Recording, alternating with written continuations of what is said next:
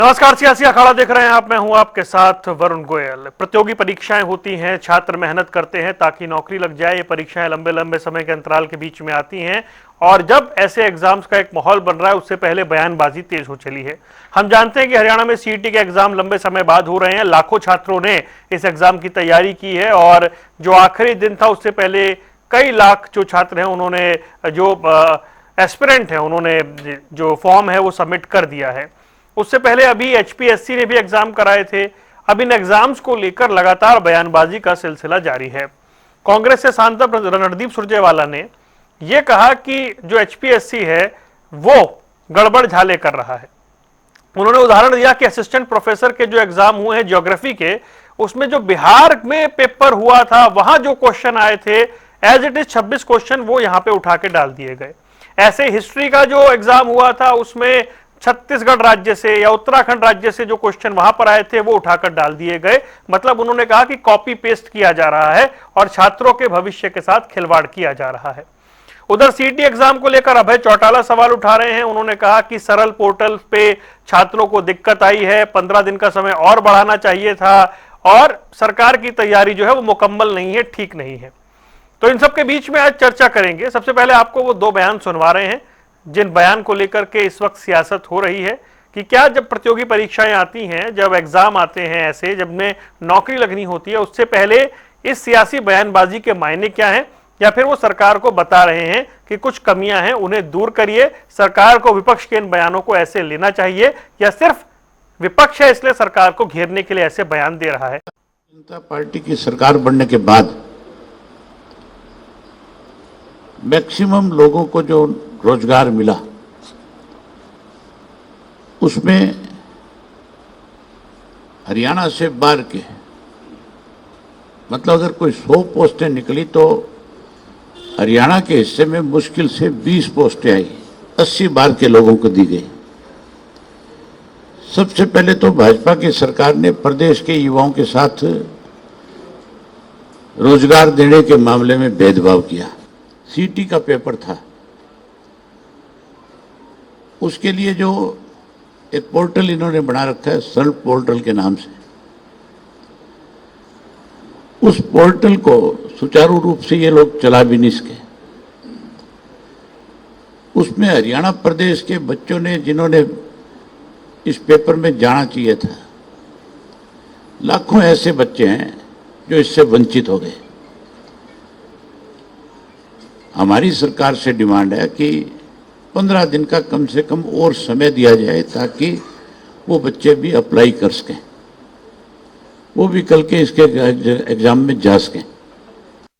अब assistant professor भर्ती में पहले आपने देखा पॉलिटिकल साइंस में हेराफेरी हुई, फिर असिस्टेंट प्रोफेसर हिंदी में हेराफेरी हुई जो कैंसिल करना पड़ा। अब असिस्टेंट प्रोफेसर ज्योग्राफी में हेराफेरी हुई, अब असिस्टेंट प्रोफेसर हिस्ट्री में हेराफेरी हुई। तो इस हेराफेरी सर्विस कमीशन को बर्खास्त करो।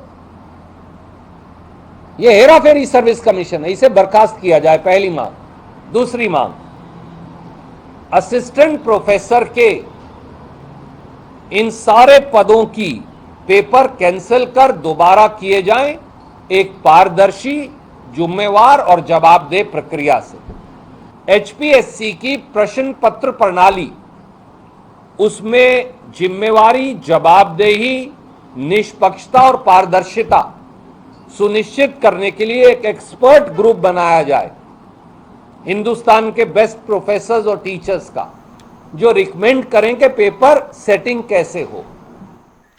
तो ये बयान आपने सुने और इस बयान पर बातचीत के लिए कई खास मेहमान हमारे साथ जुड़ रहे हैं। प्रोफेसर वीरेंद्र सिंह चौहान, प्रवक्ता भारतीय जनता पार्टी, ललित अरोड़ा जी कांग्रेस का पक्ष रखेंगे और विजेंद्र रेड्डी जी इंडियन नेशनल लोकदल से हमारे साथ जुड़ गए। आप सभी का स्वागत है। प्रोफेसर वीरेंद्र सिंह चौहान, एक एग्जाम होता है तो उसमें दूसरे राज्यों से क्वेश्चन कॉपी पेस्ट किए जा रहे हैं। एक एग्जाम होने वाला है तो उसका पोर्टल आप ठीक से नहीं चला पा रहे हैं। आपके दो विपक्षियों ने दो अलग अलग आरोप लगाए हैं, आपकी प्रतिक्रिया? देखिए, कुछ तो लोग कहेंगे लोगों का काम है कहना, ठीक उसी अंदाज में हमारे प्रतिपक्षी कुछ भी नहीं कहेंगे तो करेंगे क्या। लेकिन मैं हम पर आरोप लगाने वाले प्रतिपक्षियों का चेहरा आपके सामने रखना चाहता हूं। जो इन्होंने सवाल उठाए हैं, प्रजातंत्र में सवाल उठाने के इनके अधिकार का मैं सम्मान करता हूं।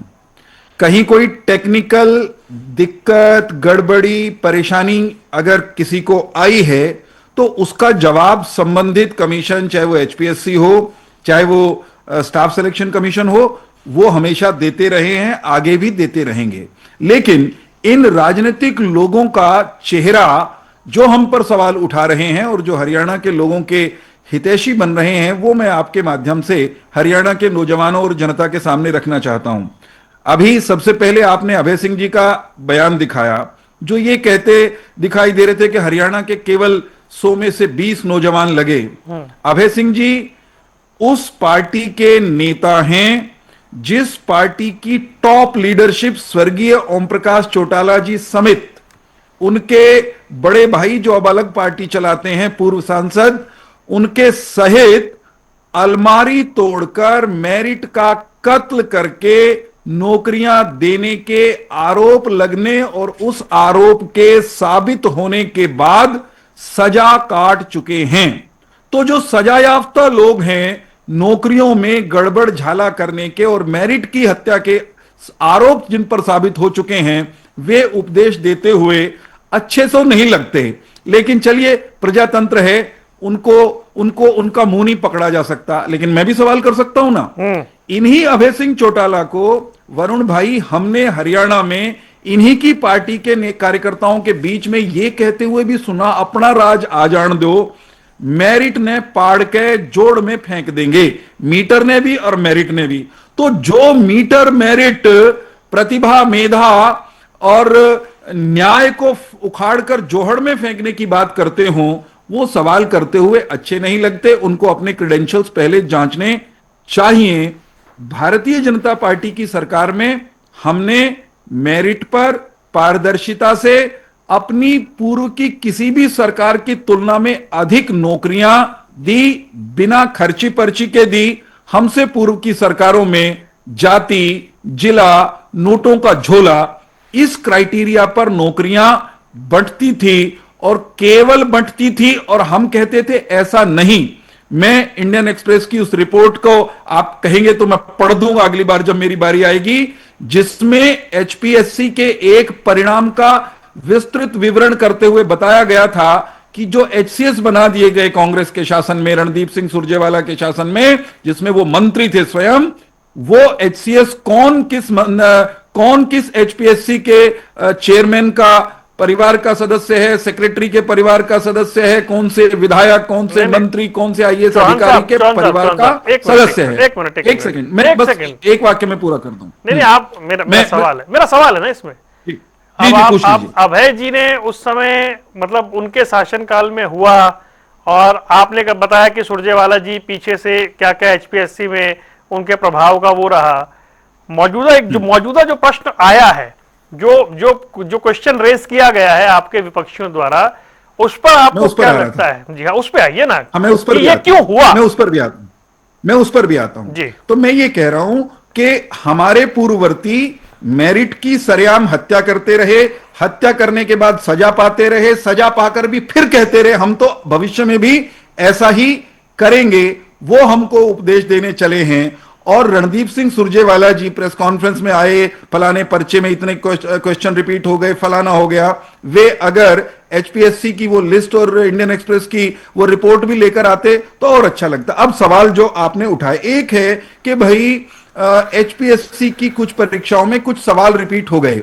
वरुण भाई, संयोग से मैं पहले आपके प्रोफेशन में था, फिर मैं पत्रकारिता पढ़ाने चला गया विश्वविद्यालय में। जो लोग पढ़ाते हैं स्कूल में, यूनिवर्सिटी में, उन सबको मालूम है कि सिलेबस एक है, एक जैसा है, तो प्रश्न पत्र हर बार वो एकदम नया होगा, कोई चीज रिपीट नहीं हो सकती। ऐसा न तो नियम है न संभव है। कोई प्रश्न अगर रिपीट हो गए तो धांधली ही हुई है, गड़बड़ ही हुई है, ये इससे प्रमाणित नहीं होता। एचपीएससी का एक ऐसा मामला, एक बार क्या हुआ, एचपीएससी की एक परीक्षा हुई, उसमें कोई प्रश्न पत्र आया, अगले साल या उससे अगले साल एक और परीक्षा हुई, उस परीक्षा में कुछ प्रश्न रिपीट हो गए, तो हमारे विरोधी मेरिट के हत्यारे और उनके कुछ मित्र अदालत में चले गए। देखो जी, धांधली हो रही है, गड़बड़ हो रही है, पता नहीं क्या तूफान मचा दिया। हाईकोर्ट ने मामले को सुना और यह कहा कि प्रश्न पत्र रिपीट होने से यह कहां साबित हो गया कि इसमें कोई षड्यंत्र है, इसमें कोई साजिश है, इसमें कोई लीकेज है। ठीक, मैं ये मानता हूं कि अगर, मैं फिर चुनौती के साथ कह रहा हूं और विनम्रता से कहता हूं, अगर रणदीप सिंह सुरजेवाला जैसे रफाल के मामले में राहुल गांधी प्रधानमंत्री को गाली देते घूम गए सारे देश में और फिर सुप्रीम कोर्ट में खड़े हुए तो माफी मांगकर भागना पड़ा, अगर रणदीप सिंह सुरजेवाला उनके लेफ्टिनेंट है उसी अंदाज में एचपीएससी को गाली देके घूमना चाहते हैं तो अलग बात, अन्यथा आईन प्रमाण के साथ अदालत, वरुण भाई चुनौती दे रहा हूं, अदालती सरकार और कमीशन से ऊपर हैं, प्रमाण के साथ आइए, चुनौती दीजिए, साबित करिए कहीं कोई गड़बड़ हुई है। जिसने गड़बड़ की होगी, अगर कोई गड़बड़ हुई होगी, हम तो टांगने वालों में हैं, हम उनमें से नहीं हैं अरोड़ा जी जो के पास चोरी भी करेंगे और सीना चोरी भी करेंगे। अरोड़ा जी के पास चल रहे हैं। अरोड़ा जी, सिलेबस है, सिलेबस में क्वेश्चन तो सेम आ ही सकता है, ऊपर नीचे जरूर हो जाए। अब उस क्वेश्चन अगर छत्तीसगढ़ बिहार में भी आ गया और यहां भी आ गया तो इसमें धांधली कैसे है, ये चौहान साहब भी समझना चाह रहे हैं, थोड़ा दर्शकों को भी बताइए। ये चुनौती दे रहे थे ना कि बिना तलवार उठेगी ना तीर चलेगा, ये सब बाजू मेरे आजमाए हुए हैं। अरे ना इज्जत की चिंता, ना फिक्र किसी अपमान की, जय बोलो बेईमान की। ये नए बेईमान है आजाद भारत के, और जितना बेईमान होता है उतना ज्यादा बोलता है। देखिए मेरी बात सुनिए, पेपर के बारे में तो उन्होंने बहुत कुछ बता दिया। मैं ये जानना चाहता हूं कि अगर आप इसको अनियमितता नहीं मानते, प्रश्न पत्र को सत्रहीन नहीं मानते रिपीटेड क्वेश्चन वाले को, और कई बार कोचिंग संस्थानों के मॉडल पेपर में ही कॉपी हो जाए, तो फिर तो भगवान ही मानी जाए। क्या ये एक संयोग है कि 25-25 सवाल से अधिक मिल जाए? यदि प्रतियोगी परीक्षा में पहले की परीक्षाओं के प्रश्न दोहराए जाते हैं तो इससे नुकसान नहीं होंगे।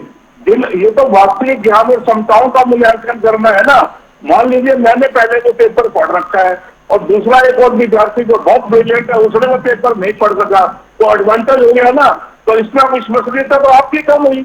अपने को गलत दिशा में तैयारी करने के लिए प्रोत्साहित क्यों करते हो? ये अगर आप कहते हो एक आधा सवाल, 2 सवाल आ जाए, आप तो 40 सवाल 25 सवालों की बात हो रही है। असली ज्ञान का मूल्यांकन करना है कि आपने अपनी चलानी है? क्योंकि आपकी सरकार में तो आप जो कहेंगे वही सच है। भाई दूसरों की बात को सुनो तो सही कि हम क्या कह रहे हैं। आपने तो स्वीपिंग स्टेटमेंट दे दी, इनके राज में ये होता था उनके, अरे आपके राज में रिपीट हो रहे हैं। बात तो आपके 11 साल के शासनकाल की हो रही है। और आप एक बताओ कि आप रट्टा तोता बनाना चाहते हो बच्चों को प्रश्न डरा के, वो भी बल्क में, बच्चे विषय को ना समझे, उस पर अपनी पकड़ मजबूत ना करें, उनके वास्तविक ज्ञान और क्षमताओं का मूल्यांकन ना हो।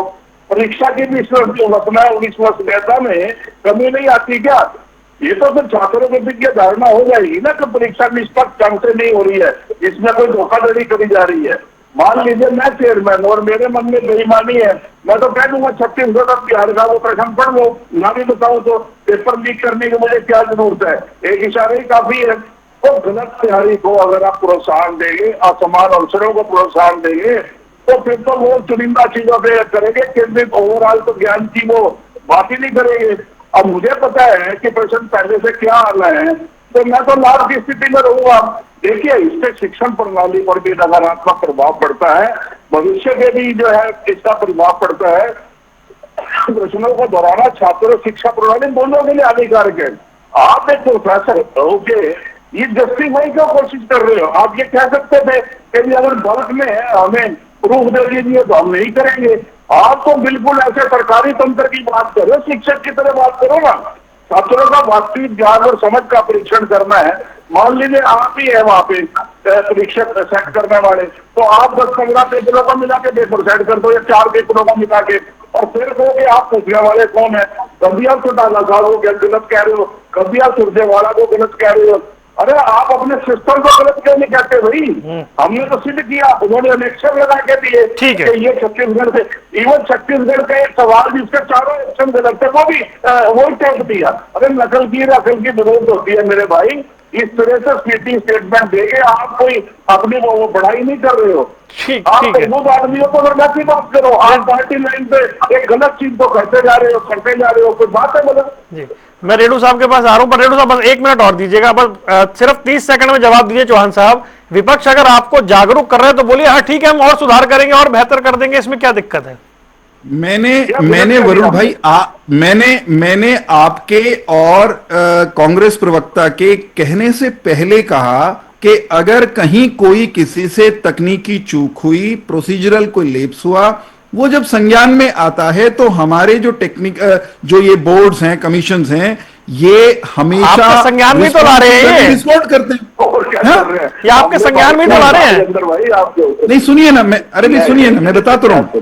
बेटर बात। संज्ञान का मतलब क्या होता है? संज्ञान का मतलब टेलीविजन चैनल पर संज्ञान नहीं होता।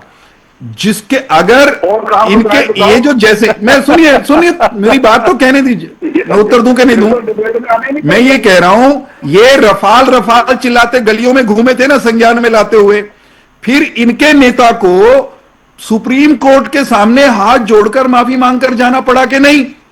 ये कौन सी पार्टी के प्रतिनिधि है जो इन्हीं चुनावों में, जिनके नेता ये कह रहे थे कि हम सत्ता में आए तो अपने घर भरेंगे। एक सेकंड ललित जी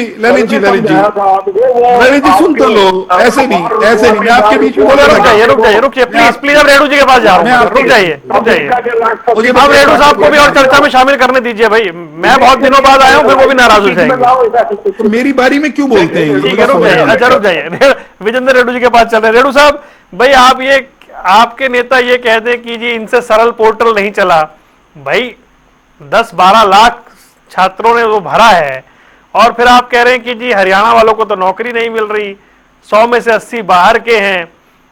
मतलब अब सरकार अगर एग्जाम कराने जा रही है सीईटी का, तो आपको तो कहना चाहिए कि अच्छी बात है, जो हमारी लंबे समय से मांग थी, जो होना चाहिए था वो हो रहा है, उसमें किंतु परंतु क्यों? वरुण जी, आपको और आपके इस लोकप्रिय चैनल से जुड़े हुए सभी हमारे श्रोताओं को, दर्शकों को इंडियन नेशनल लोकदल पार्टी की तरफ से जय हिंद जी। कहां से शुरू करूं, कहां खत्म करूं, कुछ समझ में ही बात नहीं आ रही है। ठीक है, अभय सिंह चौटाला ने नहीं कही ये बात, ये सरल पोर्टल नहीं चला, बहुत अखबारों में खूब बड़ी बड़ी हेडिंग के साथ छपी, आप लोगों ने चैनल के ऊपर चलाया, बच्चों ने, विद्यार्थियों ने चिल्ला करके कहा भाई हमारे सर्टिफिकेट नहीं निकलते, पीपी से अटैच, ओटीपी नहीं आ रही है, बड़े हल्ले मचे, पूरे अखबारों की हेडलाइंस बनी। उसी बात को अभय सिंह ने अपने मुखारबिन से कह दिया, तो इनको तो और जागरूक होना चाहिए था, बल्कि इनको जलन नहीं होनी चाहिए इस बात की, क्योंकि पूरा हरियाणा प्रदेश के सभी युवाओं ने, और न केवल हरियाणा प्रदेश के सभी युवाओं ने चिल्ला करके कहा कि कुछ कर लीजिए। इसके बाद इन्होंने 2 दिन बढ़ाने का काम किया। जो विपत्ति, ये भी एक आपदा ही थी, डिजिटल आपदा थी ये, जो विद्यार्थियों को बड़ी परेशानी होती, कहीं मेरा फॉर्म ना भरा जाए, कहीं मैं पेपर में नहीं बैठ पाऊं, इतनी ज्यादा टेंशन लेकर के बेचारे वो रहे, और लगातार परेशानियां रही। उसके लिए कितने विद्यार्थियों को मानसिक जो है प्रताड़ना हुई, कितनी बड़ी आपदा पैदा करने का काम किया, और फिर उसके लिए मात्र 2 दिन बढ़ाया। उस बच्चों की आवाज बनकर के अभय सिंह ने यदि 15 दिन की डिमांड करी, तो पार्टी को, बीजेपी की सरकार को धन्यवाद भी करना चाहिए अभय सिंह चौटाला का, और साथ में उनकी इस मांग को स्वीकार भी करते हुए तुरंत घोषणा करने का काम करना चाहिए, ताकि जो विद्यार्थी अपना फॉर्म अप्लाई नहीं कर सके वो अपना फॉर्म अप्लाई कर सके। और निश्चित तौर पर सरल पोर्टल ने सही तरीके से काम नहीं किया।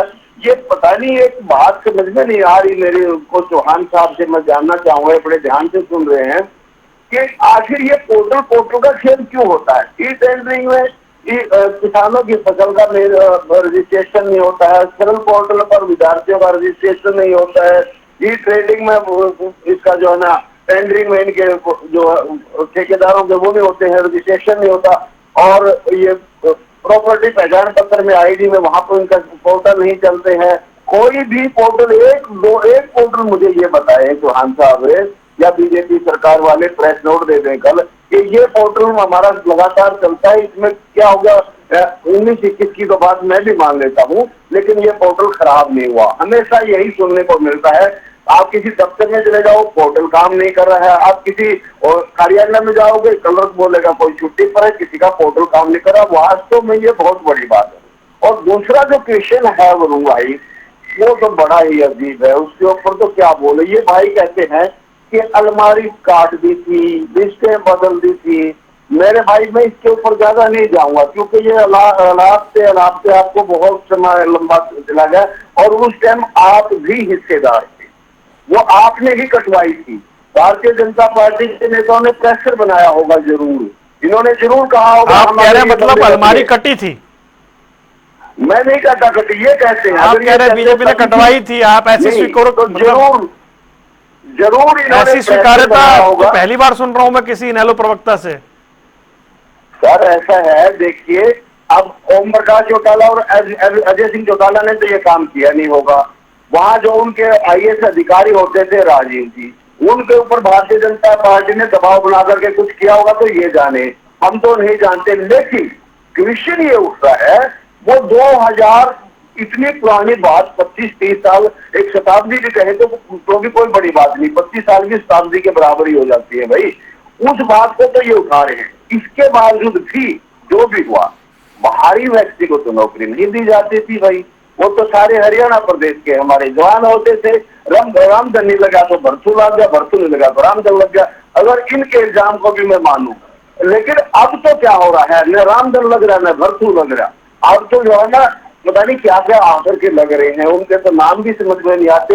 ये सही कहा अजय सिंह चौटाला जी ने, क्योंकि आपने देखा पीछे एसडीओ की लिस्ट देखी थी उठा करके, 80 में से 78 बाहर के थे। आपने देखा रोहतक पीजीआई में जब इंटरव्यू चल रहे थे तो किस प्रकार से हंगामा मचा था कि सारे बाहर वालों को छूट दे दी, हमारे लोकल को तो छूट नहीं मिल रही थी, उनका तो नंबर ही नहीं आ रहा था।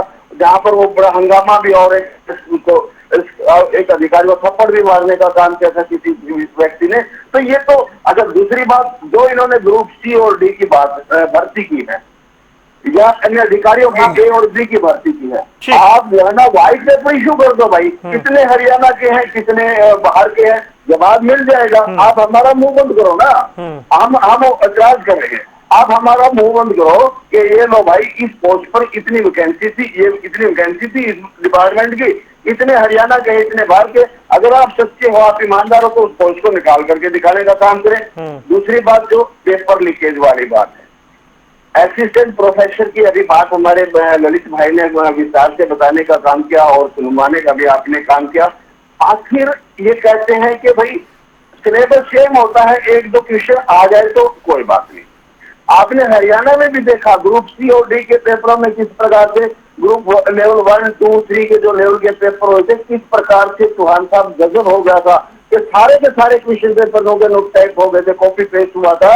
और आपको पता है, और लेता हूं, अगर इंडियन नेशनल लोकदल शासन के समय के 2004 से पहले के प्रश्न अब दोहराए जाए तो कोई बात नहीं, वो भी सिर्फ कुछ प्रश्न दोहराए जा सकते हैं, या कांग्रेस के शासन के दोहराए जाए तो कोई बात नहीं। लेकिन सेम सेशन के एचपीएससी के पेपर पूरे हिंदुस्तान के यदि कहीं से भी क्वेश्चन मिलते हैं तो वो कॉपी पेस्ट है, और वो अपने व्यक्ति की तैयारी करवाई जाती है, और उनको बता दिया जाता है कि आप बिहार वाला पेपर पढ़ के आ जाना, आप यूपी वाला पेपर पढ़ के आ जाना, वहां आपको काफी फायदा उसका मिलेगा। सेम सेशन के, सेम ईयर के, या 1-2 साल आगे पीछे के पेपर नहीं मिल सकते। ये एचपीएससी है जनाब, गठित ऑप्शन का इनरोलमेंट करती है। कैसे आप कह सकते हो कि वहां क्वेश्चन आ सकते हैं? नहीं आ सकते। अरे भाई, जो 10 ईयर दसवीं के पेपर भी नहीं मिलते, फर्स्ट सेशन के और अगले सेशन के 10वीं 12वीं के क्वेश्चन पेपर भी रिपीट नहीं होते। ये तो एचपीएससी के पेपर है। आप कैसे कह दोगे कि ये जो है ना, ये हो सकते हैं? मतलब मैं जवाब दूंगा सर, बहुत सर 7 मिनट ले लिया आपने, कृपा करें मुझ पे जी। चौहान साहब ये कह रहे हैं इतना आसान होता नहीं है, और आप व्हाइट पेपर रख के हमारा मुंह बंद करवा दीजिए। नहीं, देखिए, मैं तो ये कह रहा हूं, इनका मुंह बंद करने के लिए तो इनके अपने बयान काफी हैं, इनका अपना अतीत काफी है, उसके लिए कोई व्हाइट ब्लैक हरा काला 20 पीला साल कोई पीछे पेपर पहुंच जारी जाता है। करने की आवश्यकता भाई नहीं। बहुत पुरानी सुन बात लीजिए होगी, विजेंद्र कब तक जी, काम चलेगा उनका? विजेंद्र जी प्लीज प्लीज विजेंद्र जी, आप मैं तो डिस्कनेक्ट हो गया था दुर्योग से, लेकिन मुझे कह लेने दीजिए। मैं तो ये कह रहा हूं कि जो स्वयं खुले आम मेरिट की हत्या करते रहे हों, वे झूठे अनाप शनाप आरोप लगाएं, ये बात जचती नहीं है। ये उस पार्टी के प्रतिनिधि हैं, मैंने पहले कहा, दोहराता हूं, जिनको सजा मिल गई फिर भी ये कहते हैं, आज भी कहते हैं हमने ठीक किया था, आगे भी ऐसे ही करेंगे। तो ये उपदेश देते हुए अच्छे लगते हैं क्या? मैं उस पार्टी के प्रवक्ता और प्रतिनिधि के नाते आपसे बात कर रहा हूं, जिस पार्टी ने खर्ची पर्ची का भ्रष्ट तंत्र समाप्त किया, जिसने मेरिट बहाल की, जिसने जाति जिला और नोटों के झोले के आधार पर जिस तरह नौकरियां प्रदेश में बढ़ती थी, उस कल्चर को समाप्त कर हरियाणा के नौजवान नवयुवतियों में नियुक्तियों की जो प्रक्रिया है, प्रोसेस है, प्रोसीजर है, उसके प्रति विश्वास बहाल किया। अब मैं ये बिल्कुल नहीं कहूंगा वरुण भाई कि किसी प्रोसेस में कोई कमी कभी नहीं आती, टेक्निकल दिक्कत हो सकती है, कोई व्यक्ति भी बेईमान हो सकता है, कोई चोर सेंधमारी करने का प्रयास कर सकता है तंत्र में, लेकिन हम वो हैं जिन्होंने साफ सुथरा तंत्र खड़ा किया है। हम पहरेदारी कर रहे हैं, कहीं कोई गलती है तो उसको दुरुस्त करते हैं, चोरों को पकड़ करके जेल में डालते हैं। लेकिन हमारा मुकाबला किससे, कंपैरिजन किससे है? जो चोरी करके सजा पाके फिर कहते हैं कि हम फिर से वैसे करेंगे। कांग्रेस पार्टी के नेताओं को, इनके विधानसभा के प्रत्याशियों को, एक से अधिक को हाल के चुनाव में रिकॉर्ड पर यह कहते हुए सुना गया, देखा गया कि हमारा राज आएगा तो रोल नंबर दे देना, हुड्डा साहब के पास ले जाएंगे, नौकरी पक्की, हमारा राज आएगा तो हम इतने वोट दे दो, प्रति इतने वोट एक नौकरी पक्का दे देंगे। तो जो घोषणा करके आगे आने पर भी मेरिट की हत्या का ऐलान करते हो, हमारी तुलना उनके साथ है। और हम कौन हैं? मैं फिर दोहराऊंगा, हमने इनसे अधिक नौकरियां दी, पारदर्शिता से दी, कहीं कोई शिकायत आई तो जांच की, आगे भी करेंगे। कहीं कोई त्रुटि रह गई तो उसको दुरुस्त करना हमारा काम है, मैं वो रिस्पॉन्सिबिलिटी स्वीकार करता हूं। सरकार के दोनों कमीशन नियुक्तियों से जिनका संबंध है, वे चाक चौबंद सारी व्यवस्था को करें। इसके लिए ठीक है, विपक्ष अपनी भूमिका निभाए, हम भी पहरेदारी कर रहे हैं। हम किसी को गड़बड़ झाला करने नहीं देंगे, अन्याय होने नहीं देंगे। लेकिन समस्या यह है कि हमको उपदेश देने वाले कौन हैं? खुद मियां फजीहत। अच्छा, एक मिनट चौहान साहब, एक छोटा सा सवाल मेरा, एक वाक्य कह दूं कि जिनके न परिवार में मेरिट और पारदर्शिता, न जिनकी पार्टियों में मेरिट और पारदर्शिता, वो भारतीय जनता पार्टी को, मेरिट की झंडा बरदार पार्टी को उपदेश देते हुए अच्छे नहीं लगते, हंसी आती है उनको। जी वरुण भाई, ये जो आप जो जितने तर्क रख रहे हैं, ये ऐसा है कि हमारी कमीज थोड़ी गंदी हो गई तो क्या वो पहले वालों की भी तो थी। मैं फिर कहता हूं, सुनिए, अंतर है। हमने अपनी ओर से कहीं भ्रष्टाचार किया नहीं। अगर किसी ने करने की कोशिश की हमारे शासनकाल में, जेल में ठोका। अब ये किसको पकड़ते? क्योंकि मिलकर करते थे। और खुले में कह रहे हैं भाई साहब, उनको शर्म ही नहीं है, उनको लज्जा नहीं आई ये कहते हुए, रिकॉर्ड पर है ना, खुद कहा इतने वोट में नौकरी, रोल नंबर दे देना, नौकरी पक्की। ठीक है, तो बताओ ये हरियाणा के बच्चों के भविष्य के हितैषी कैसे हो सकते हैं? टिप्पणी हो, बार बार कहा, एक बिंदु और रह गया, अनुत्तरित रह जाएगा कि हरियाणा से बाहर के लोग लगा दिए 80%। सुनिएगा एक क्षण, हरियाणा से बाहर के 80% लगा दिए। मैं अभय सिंह जी को चुनौती देता हूं अपने इस आंकड़े को सही साबित करें। ललित भाई, ललित जी, एक वाक्य कहने दीजिए।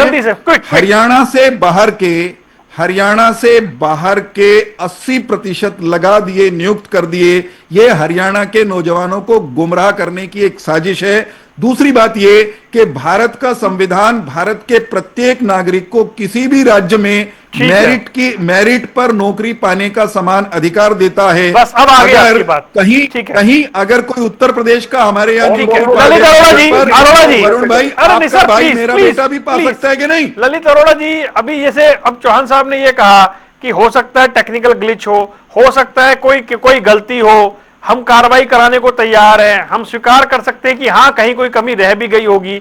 अब इतनी एक्सेप्टेंस तो है, और क्या चाह रहे हैं आप? हम चाह रहे हैं, ये कह रहे हैं ना कि हमने हमेशा फेयरनेस से काम किया है। 2014 से 16 तक इन्होंने 22 लाख विद्यार्थियों को एडमिशन दिया, 18 लाख निकले ठीक, 4 लाख को विद्यार्थियों का स्कूली बस्ते, किताबें, यूनिफॉर्म, मिड डे मील और अन्य सुविधाओं का हेरा फेरी कर ली। 719 गेस्ट टीचरों को भी उसी में लगा दिया। उसकी जांच हुई 2018 में लखनऊ में इलाहाबाद हाई कोर्ट के असिस्टेंट निरीक्षक हरियाणा में नकल हुई, नहीं पकड़ा किसी को। 2019 में हरियाणा कर्मचारी चयन आयोग की क्लर्क परीक्षा में भी हरियाणा में लीक हुआ। 2019 में दिल्ली कोर्ट के केंद्रीय विद्यालय के वो प्राथमिक शिक्षा का भी यही लीकेज हुआ था। ग्राम सचिव की भर्ती 11 जनवरी 2021 को हुई, उसका पेपर भी रोहतक से लीक हुआ। असिस्टेंट लाइनमैन की परीक्षा 2021 में, उसमें भी लीकेज हुई। बीडी शर्मा यूनिवर्सिटी में एमबीबीएस के पेपरों में गड़बड़ थी, 3.5 लाख लिए जा रहे थे। फॉरेन मेडिकल ग्रेजुएट और एनईटी यूजी में भी इन्होंने ऐसे किया। राष्ट्रीय पात्रता परीक्षा में भी ऐसे किया। 2021 में हरियाणा के इतिहास का टैक्सी रिश्वत काम तो सबको पता है। तो वो पैसे किसके थे? 3-4 करोड़ रुपए जो पकड़े गए थे, वो उसके खाली अनिल ला करके थे कि वो फ्रंट था, वो जो असली आप लोगों को पकड़ा आपने। तो हम तो ये कह रहे हैं कि पहले भी आप लोग इसमें इन्वॉल्व रहे हो, जो सो कॉल्ड आप ईमानदारी का चश्मा लगाने की कोशिश कर रहे हो। ठीक है, हम तो ये कह रहे हैं कि आपके राज्य में जितने नहीं, ठीक नहीं, मुझे बोलने दीजिए ना एक बार और। 30 से ऊपर पेपर लीक हुए, करोड़ों रुपया पकड़े गए, जिन्होंने कौशल निगम के ठेकेदारी में से बहुत कमाया। आप ये तो बता दो 25,000 नौकरियां दी है, उसमें किसको दी थी? जो कह रहे थे कि मैं इसमें पिछली बार जो सरकार बनी, इसमें कौन से जनरल कैटेगरी में, कौन से डिपार्टमेंट में कितनी नौकरियां दी, कितने लोगों को आपने जबरन निकाला, यही बता दो। 1,000 करोड़ रुपए तो आपने फीस के नाम पे इकट्ठा कर लिया। अभी भी बेरोजगारी का हालत देख लो, और अभी आप मैं उत्तर देना चाहता हूँ जी। अभी भी एक परीक्षा चीफ ऑफ आर्मी स्टाफ वो कहता है कि हमारे विमान गिरे। सर डाइवर्जन कर दिया, पूरी डिबेट डाइवर्ट हो गई सर। तो छोटे कहलाओगे। इनको रोका था आपने? नहीं सर, तो डाइवर्ट मत करिए ना आप। फिर देखिए आप विषय बदल जाएगा, फिर मेरे को 10 मिनट निकालने पड़ेंगे। आप बताइए, सीडीएस का डिबेट से कोई लेना देना है सर? प्लीज सर, और आप कैसी बात कर रहे हमारे हैं कि देश के हैं? आप नहीं बोले, आप किस विषय पे? पार्टी की नहीं, देश की है। एक मिनट रुक जाइए, एक मिनट। मुझे कहा गया कि तब मैंने नहीं टोका, किस विषय पे बताइए? राफेल के बारे में बोले थे, ये भी पूछो। नहीं, राफेल का मुद्दा, अरे सीडीएस से थोड़ी कनेक्ट होगा वो। आप ऑपरेशन सिंदूर से थोड़ी जोड़ देंगे। वो तो आरोप की बात कर रहे हैं ना, आपने आरोप लगाए थे। मैंने राफेल के बारे में बात ही नहीं करी। उन्होंने कहा जैसे आपने उस समय आरोप लगाए थे। सीडीएस थोड़ी आ जाएगा सर इस डिबेट में। अच्छा, तो मैं आरोप की बात है तो सर एक बात बताइए, चीफ ऑफ डिफेंस स्टाफ को इस डिबेट में लाने का क्या औचित्य है, मुझे समझा दीजिए। तो राफेल की क्यों लाने का? अरे उन्होंने फैक्ट रखा कि राफेल पे आपने आरोप लगाए थे और बाद में कोर्ट में माफी मांगी थी। तो ये नहीं, चीफ ऑफ डिफेंस स्टाफ एक आर्मी का पर्सन, वो इस डिबेट में कैसे आ गया सर? कैसे? सिंगापुर में उन्होंने कहा नहीं क्या सर? तो आज उस पर डिबेट है क्या सर? ये वो विषय है क्या? तो आज राफेल पे डिबेट है क्या? नहीं, तो राफेल और चीफ ऑफ डिफेंस स्टाफ दो अलग चीजें हैं सर। तुम्हारा नहीं सर, नहीं। चीफ ऑफ डिफेंस स्टाफ पे डिबेट होगी क्या? My dear Varun Goyal ji, sir Lalit Arora ji, please, आप बड़े सीजन आदमी हैं, आप कैसी बात कर रहे हैं? नहीं, I won't by your argument. अगर वो बोलेंगे तो मेरे को बोलने दीजिए। आप बोलिए सर, मैं आपको पूरा टाइम दे रहा हूँ। मेरे भाई इस डिबेट को रखने का औचित्य यही था कि गंभीर विषय है, आप लोगों ने गंभीर सवाल उठाए हैं। पर ये नहीं ना कि सीडीएस के मतलब ड्रैग हो जाएगा इस डिबेट में, ऐसा नहीं होगा। तो आप राफेल कैसे ड्रैग? सर राफेल पे आपने जो कमेंट किए थे कोर्ट से, वो खारिज हुए, वो तो फैक्ट है ना। मैंने कब कमेंट किया? अरे आपने सर, अरे आपके नेता ने भाई, आपके नेता ने देश के अंदर में ये कंट्रोवर्सी कोई बात नहीं, सुप्रीम कोर्ट से हुआ था ना वो, तो जो हुआ था। तो मैं क्या कह how can the chief of defence staff dragged in this debate sir? Drag क्यों नहीं करेंगे? चीफ ऑफ डिफेंस स्टाफ को ड्रैग करेंगे आप एग्जाम की डिबेट में? सिंगापुर में वो बयान देंगे सर। क्या ऑपरेशन सिंदूर पे डिबेट हो रही है सर? क्या कह रहे हैं आप? तो फिर ऑपरेशन राफेल पे हो रही है क्या? राफेल का फैक्ट है कि सुप्रीम कोर्ट में माफी मांगी गई। नहीं, राफेल राफेल सौदा खारिज करने के लिए सुप्रीम कोर्ट गए, अब वो नहीं हुआ, आपकी अपील नहीं मानी गई। कहता हूँ कि जब कांग्रेस कुछ कहे तो आप कहते हो नहीं सर, आप इस देश की फौज के मुखिया को इस डिबेट में लाएंगे, उसका कोई औचित्य नहीं बनता है। आप फिर सोच लीजिएगा। हाँ, राफेल तो आप टोकियो उनको राफेल पे बात ना करें, लेकिन सीडीएस इस देश की फौज का चीफ है, उसका इस डिबेट में आने का कोई मतलब नहीं बनता है। प्लीज हाँ, आप सरकार आप पूछ लीजिए सवाल इनसे राफेल पे, लेकिन सीडीएस इस डिबेट में नहीं आएंगे। क्यों नहीं आएंगे? नहीं आएंगे सर, मैं कह रहा हूं नहीं आएंगे। चीफ ऑफ डिफेंस स्टाफ भी मत बोलने दो। नहीं तो उस पे तो आपने सुप्रीम कोर्ट में माफी मांगी है ना, राफेल सौदे को तो खारिज। सिस्टम तो यार, यूं तो कंट्रोलर जनरल ने माफी मांगी थी, जिसको ये लोग उठाते हैं कि मैंने गलत। आप उठाइए ना वो विषय, क्या दिक्कत आ रही है? उठाइए विषय, किसने मना करा आपको? आप उठाइए ना, क्यों, किसने मना करा आपको? पता नहीं यार, आप मर्जी, मतलब आपकी मर्जी तो नहीं सर, मर्जी नहीं ना, देश की फौज के चीफ को इस डिबेट में आने नहीं लाया जा सकता सर। प्लीज विजेंद्र रेड्डू जी, संबंधित नहीं, प्लीज विजेंद्र रेड्डू जी की दुकान से संबंधित। नहीं सर, ऐसे थोड़ी है विजेंद्र रेड्डू जी। नहीं सर, नहीं ऑब्जेक्ट, जो ऑब्जेक्शनेबल है वो ऑब्जेक्शनेबल है। आप नहीं सर, ऐसा नहीं होता है अरोड़ा जी, ठीक है, मुझे पता है कि डिबेट कैसे होती है, मुझे मालूम। अगर कोई बोलेगा तो सुनेगा नहीं सर। नहीं बोलिए आप, और आप हमेशा बोलते हैं, कभी आपको रोका भी नहीं है मैंने। जी रेड्डू साहब, अभी तो रोक रहे हो, कैसे रोको? सर सीडीएस का कोई मतलब नहीं है ना, ये सरकार को घेरिए जितना घेरना है। मतलब नहीं है। आज 1000 क्वेश्चन टू गवर्नमेंट सर, किसने रोका है आपको? तो ये सीडीएस नहीं, प्लीज प्लीज। कि हम चोरों को पकड़ते हैं और उनको जेल में डालने का भी काम करते हैं, और उसके बाद फिर उससे कई गुना ज्यादा चोर तैयार हो जाते हैं। आपने लगभग 3 दर्जन पेपर आउट हुए, उनके चोरों को पकड़ा होगा। जब 3 दर्जन चोरों को पकड़ लिया, पेपर आउट करने वालों को आपने पकड़ लिया था, तो फिर ये लोग पीजीआई में एमबीबीएस का पेपर का इतना बड़ा घपला क्यों हुआ भाई? जब चोर तो आपने सारे अंदर ही डाल ही दिए थे, तो ये नए चोरों कहां से आ गए? इसके अलावा जो है, जो डेंटल का पेपर आउट हुआ, फिर वो नए चोर पैदा क्यों हो जाते हैं? असल बात क्या है, ये एक दिखावे के लिए कुछ व्यक्तियों को, जो छोटे मोटे व्यक्ति हैं, उनको पकड़ करके और दिखाते हैं पब्लिक को कि हाँ हमने पकड़ लिया। जो मेन मुद्दई है उसको फिर कहीं दूसरी जगह इस तरह की कार्रवाई करने का मौका देते हैं। और ये मेरे पास समय की कमी है, 1 मिनट लीजिएगा। हरियाणा में प्रतियोगी परीक्षाएं पहले की तुलना में कई गुना अधिक प्रामाणिकता और पारदर्शिता के साथ होती हैं। हरियाणा के साधारण लोगों का हरियाणा की परीक्षा प्रणाली और नियुक्ति की प्रक्रिया के प्रति विश्वास बहाल हुआ है। इसका प्रमाण है हरियाणा के हर शहर में कोचिंग सेंटरों की बढ़ी हुई संख्या और वहां पर तैयारी करते, पुस्तकालयों में बैठकर दिन रात मेहनत करते विद्यार्थी, उनका विश्वास हमारे सिस्टम पर बना है। अगर कहीं दिक्कत है छोटी मोटी कोई, उसको दूर करना हमारा काम है। एक तरफ हम मेरिट पर चीजों को दुरुस्त कर रहे हैं, दूसरी तरफ हम मुकाबला कर रहे हैं उन लोगों से जिनका खुद का दामन दागदार रहा है और वे बदलते हुए बेहतरीन तंत्र के खिलाफ षड्यंत्र करके लोगों का, नौजवानों का विश्वास उसको डगमगाने की साजिश रच रहे हैं। इन्हीं में से कुछ लोग, कांग्रेस के कई मित्र, वो भर्ती रोको गैंग के रूप में भर्तियों के रास्ते में बाधा बनते हुए पकड़े जा चुके हैं। पहले मैं फिर दोहराता हूं, किसी नौजवान के साथ परेशानी आने नहीं देंगे, मेरिट की हत्या कभी होने नहीं देंगे। परीक्षाएं मेरिट की हत्या करने की कोशिश करेगा ताकि छात्रों का भरोसा बना रहे। परीक्षाएं उस तरीके से हो जितनी ईमानदारी से छात्र मेहनत करते हैं तो भरोसा बना रहे। विपक्ष के जो सवाल है उस पर सरकार उन्हें सुधार के रूप में लेती है या आलोचना के रूप में, यह भी देखना जरूरी है। फिलहाल आप तीनों मेहमानों का जुड़ने के लिए बहुत बहुत शुक्रिया। सियासी अखाड़ा देख रहे थे आप, रुकने कुछ देर के लिए। खबरों का सिलसिला लगातार जारी है।